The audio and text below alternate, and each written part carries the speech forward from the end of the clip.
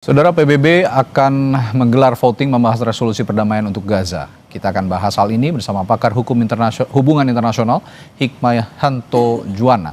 Selamat malam, Prof. Hik.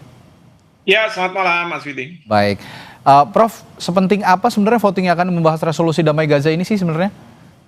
Sebenarnya penting ya, karena memang ini akan menjadi mandat dari Perserikatan Bangsa-Bangsa melalui Dewan Keamanan untuk hadirnya pasukan perdamaian dan kemudian juga tentang rencana 20 poin yang disampaikan oleh Presiden Trump untuk menjadi bagian dari PBB dan penganggarannya mungkin juga dari Perserikatan Bangsa-Bangsa.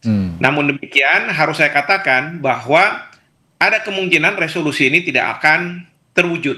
Kenapa? Karena yang saya dengar dari berbagai berita, Rusia dan Cina akan abstain. Ya, betul. Akan abstain. Sehingga apa? Ini kan kalau ada negara yang tidak sepakat dari 5 negara P5 atau negara anggota yang tetap, maka resolusi ini tidak akan jadi. Nah, kalau tidak akan jadi, berarti bagaimana nasib selanjutnya? Kalau menurut saya, tetap ini bisa dijalankan, tapi tanpa mandat PBB. Dan pasukan penjaga perdamaian masih tetap bisa dilakukan. Ingat, pada waktu Bush senior, Bush junior, dia melakukan serangan ke Irak, itu diveto oleh Prancis, sehingga resolusi Dewan Keamanan tidak ada. Tetapi kemudian Amerika Serikat membuat apa yang disebut sebagai coalition of the willing. Jadi koalisi dari negara-negara yang mau melakukan serangan ke Irak. Nah, ini bukannya tidak mungkin, kita juga Amerika Serikat akan membuat coalition of the willing dari Group of New York. Jadi waktu di New York pertemuan di PBB itu Presiden Trump menginisiasi dengan ada Mesir dan Turki dan lain sebagainya itu untuk pertemuan. Di situ Presiden kita diundang, Presiden Prabowo. Demikian juga di Mesir juga dilakukan itu. Jadi ini ada coalition of the willing yang intinya adalah bukan melakukan serangan tetapi menjaga gencatan senjata. Karena sampai hari ini gencatan senjata itu kerap dilanggar oleh Israel dan Hamas tidak melakukan perlawanan. Nah, yang repot itu adalah serangan-serangan Israel kemarin-kemarin ini itu ditujukan juga ke rakyat sipil. Nah, jadi kebutuhan untuk terbentuknya ISF ini sangat-sangat urgen. International Stabilization Force. Dan ini tujuannya adalah menjaga perdamaian, menjaga gencatan senjata, dan harus menjadi sebenarnya kayak tameng manusia ya, supaya Israel itu tidak langsung menyerang kepada rakyat sipil. Begini Prof.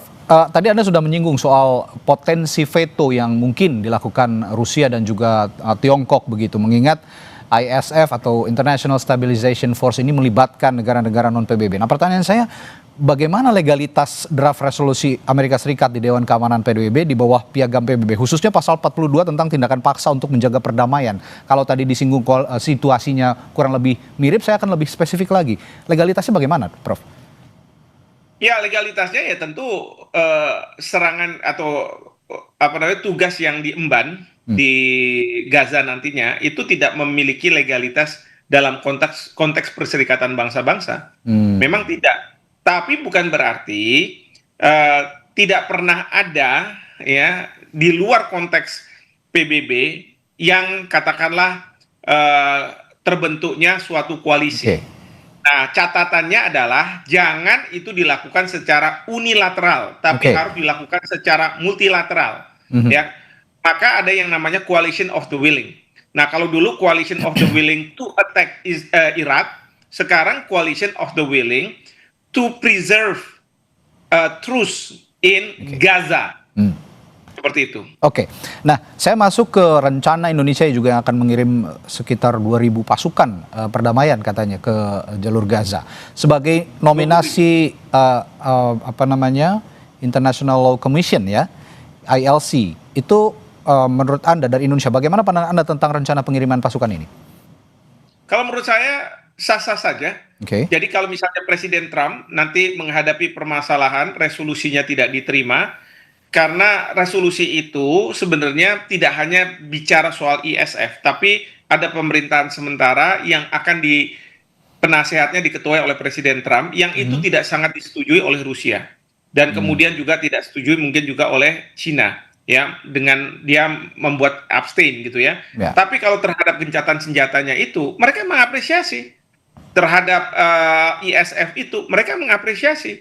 Artinya, Trump bisa saja dia bilang, oke, kita akan buat coalition untuk apa namanya, preserve the truce in Gaza, Mhm. di mana Indonesia akan diajak.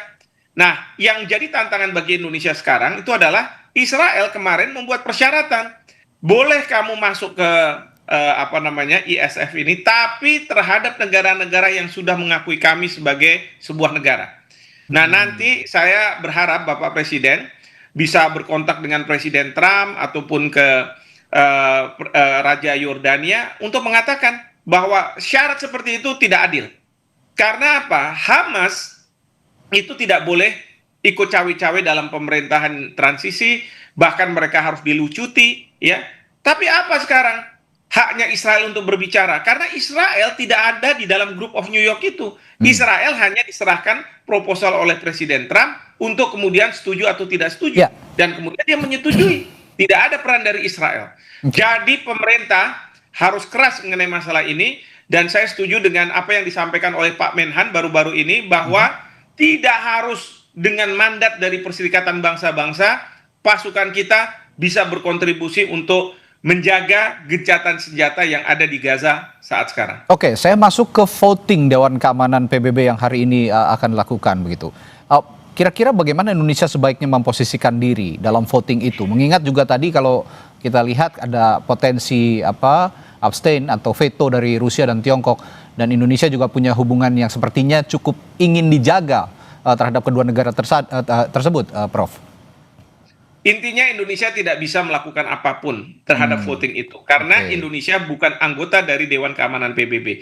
Namun oke. demikian, kalau misalnya masih memungkinkan, Mhm. Indonesia bisa melakukan lobby kepada pemerintah Rusia dan kemudian ke pemerintah Cina untuk supaya bisa memahami kenapa kita perlu yang namanya ISF ini. Ya, Oke, terlepas dari Presiden Trump mau jadi penasehat, sudahlah, terima aja itu. Itu kan keinginan Trump gitu ya, ya. belum tentu juga akan efektif. Nah, yang penting adalah ISF dan pemerintahan transisi yang akan melakukan rekonstruksi terhadap Hmm. Gaza. Nah, dengan adanya ISF, maka Israel tidak bisa sembarangan dia melakukan serangan ke Gaza, tapi Oke, sebaliknya juga kita harus memastikan bahwa dari Gaza tidak akan ada serangan ke Israel seperti yang dijanjikan oke, oleh Presiden Prabowo ketika di Majelis Umum ya. PBB, bahwa yang menjamin keamanan dari Israel adalah masyarakat internasional termasuk Indonesia. Maka kita willing, kita bersedia untuk mengirim sampai dengan 20.000 pasukan. Oke, 20.000 itu besar. ya, Ya, sangat jadi kalau besar. Amerika Serikat kemarin bilang cuma 200 orang, mungkin negara-negara Timur Tengah juga berapa, belum lagi nanti dari Turki juga berapa gitu ya. Hmm. Tapi Indonesia ini yang paling besar nih, 20.000. Ya, nah bicara soal norma hukum internasional, apakah partisipasi Indonesia dalam ISF misalnya bisa memperkuat norma itu dari perspektif Global South atau berisiko menjadikan Gaza sebagai laboratorium untuk intervensi Barat, mirip kekhawatiran atas relokasi Palestina, Prof? Begini, jadi selama ini saya harus akui bahwa ketika kita mengirim pasukan untuk peacekeeping operation, Mhm. itu selalu berada di bawah mandat PBB. Namun demi kemanusiaan dan demi rakyat Palestina yang ada di Gaza untuk tidak diserang oleh pihak Israel, Mhm. maka Bapak Presiden harus berani mengambil keputusan. Karena ini merupakan sejarah, ya. Dan kita tentu tidak akan berpihak ke misalnya Amerika Serikat untuk menyerang apa namanya, Hamas misalnya. Hmm. Kita juga tidak mau melakukan penyerangan terhadap Israel, meskipun itu yang dikhawatirkan oleh Israel dengan adanya pasukan 20.000 dari Indonesia. Karena Israel tahu bahwa Indonesia ini sangat berada di belakang Palestina. Hmm. Tugas kita adalah menjaga gencatan senjata yang selama ini sudah dibangun di sana, dan kita tidak mau bahwa gencatan senjata ini akhirnya rapuh dan kemudian tidak berjalan. Ya. Dan kemudian Bapak Presiden harus juga membicarakan tentang siapa yang harus menjadi pemimpin dari pemerintahan transisi, walaupun penasihatnya boleh Trump, ya. Tetapi di lapangan, kalau bisa itu adalah warga negara Indonesia. Ya, kalau bisa warga negara Indonesia terlibat langsung dalam proses transisi pemerintahan di jalur Gaza. Betul Baik, sekali. Terima kasih Profesor Hikmahanto Juwana telah berbagi perspektifnya malam hari ini di Sapa Indonesia Malam. Kita jumpa lain waktu, Prof. Selamat malam.